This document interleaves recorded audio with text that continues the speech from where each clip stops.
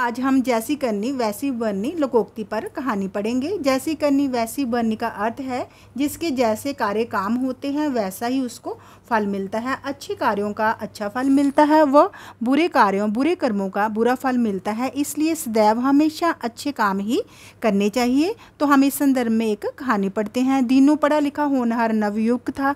वह नौकरी की तलाश में जहाँ भी जाता उसे निराशा ही हाथ लगती थी। एक दिन वह काम की तलाश में निकला तो थककर एक पेड़ के नीचे बैठकर कुछ सोचने लगा। उसने सोचा, यदि कोई नौकरी ना मिली तो भूखे मरने की नौबत आ जाएगी, इसलिए क्यों ना मैं मेहनत मजदूरी करने का कोई काम ढूंढ लूं। जब कोई अच्छा काम मिल जाएगा तो उसे छोड़ दूंगा। ये सोचकर वह सेठ की दुकान की ओर गया। उस समय सेठ जी तो दुकान पर नहीं थे। हाँ, उनका बड़ा बेटा था। उसने उसे अनाज के बोरे ढोने के काम पर रख लिया। दीनू मन लगाकर मजदूरी करने लगा। एक दिन सेठ जी जब सबको मजदूरी दे रहे थे उन्होंने भूल से दीनू को 100 रुपये ज़्यादा दिए। दीनू ने जब रुपए गिने तो तुरंत सेठ जी के पास पहुंचा और हाथ जोड़कर बोला, सेठ जी आपने मुझे 100 रुपये ज़्यादा दे दिए हैं। इतना कहकर उसने 100 का नोट उनकी ओर बढ़ा दिया। सेठ जी दीनू की ईमानदारी से बहुत खुश हुए। उसी दिन से उन्होंने उसे अनाज की बोरियां ढोने के काम पर अनाज की बोरियां ढोने के वाले काम से हटाकर अनाज की बोरियां ढोने वाले काम से हटाकर उसे बोरियों का हिसाब किताब रखने का काम दे दिया। दीनू मधुरभाषी, मीठा बोलने वाला था, ईमानदार था और व्यवहार कुशल था। व्यवहार कुशल सबके साथ अच्छा व्यवहार करने वाला तो था ही। उसने सेठ जी पर अपना सिक्का जमा लिया। जो लोग बेईमानी करते थे उसने उनकी भी पोल खोल दी। उनके बारे में भी सेठ जी को बता दिया। सेठ जी ने खुश होकर उसे सुपरवाइजर का काम दे दिया। दीनू अपना काम निष्ठा पूरी लगन के साथ व ईमानदारी से करता था। फिर तो वे दिन दूर नहीं रहे जब दीनू की गिनती सेठ जी के कर्मचारियों में से एक विश्वास पात्र के रूप में होने लगी। सेठ जी उस पर विश्वास पात्र, जिस पर सबसे अधिक विश्वास किया जाए, ये देखकर तो सेठ जी के कुछ नौकर उससे बहुत जलते थे। धीरे धीरे सेठ जी ने कपड़े की नई दुकान खोल ली। इस दुकान की देखरेख का कार्य उन्होंने दीनू के हाथ में दे दिया।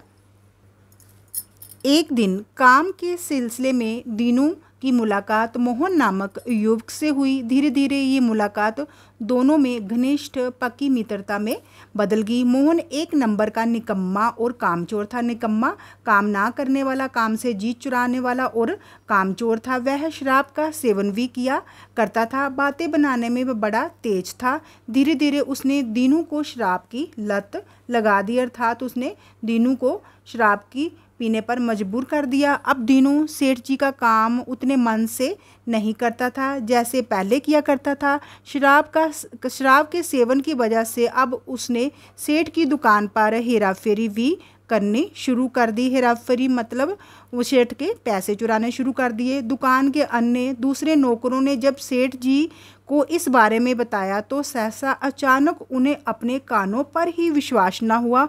उन्होंने सोचा, लोग दीनू को पसंद नहीं करते, इसलिए ईर्ष्यावश ऐसी बातें कर रहे हैं। वो उससे जलते हैं, इसलिए ऐसी बातें कर रहे हैं। उन्होंने इन बातों की ओर कोई ध्यान ना दिया। एक दिन तो हद ही हो गई जब उन्हें पता चला कि दुकान की तिजोरी से काफ़ी रुपए गायब थे। सेठ जी ने तुरंत पुलिस को बुलाया और चोरी की सूचना दी। पुलिस ने जब पूरी कार्रवाई की तो पता चला कि चोर और कोई नहीं बल्कि स्वयं दीनू ही था, जो कि सेठ का विश्वास पात्र था। शराब की लत ने उसके सोचने समझने की शक्ति को क्षीण कमज़ोर कर दिया था, जिस कारण आज वह बुरा कर्म कर बैठा था।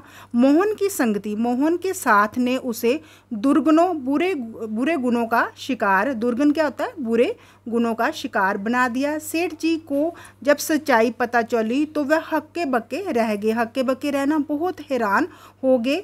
दीनू सेठ जी के आगे बहुत गिड़गिड़ाया और अपने अपराध के लिए क्षमा मांगने लगा, परंतु सेठ जी का मन बिल्कुल भी ना पसीजा, उनको पसीजा बिल्कुल भी सेठ जी को उस पर दया नहीं आई, क्योंकि उनके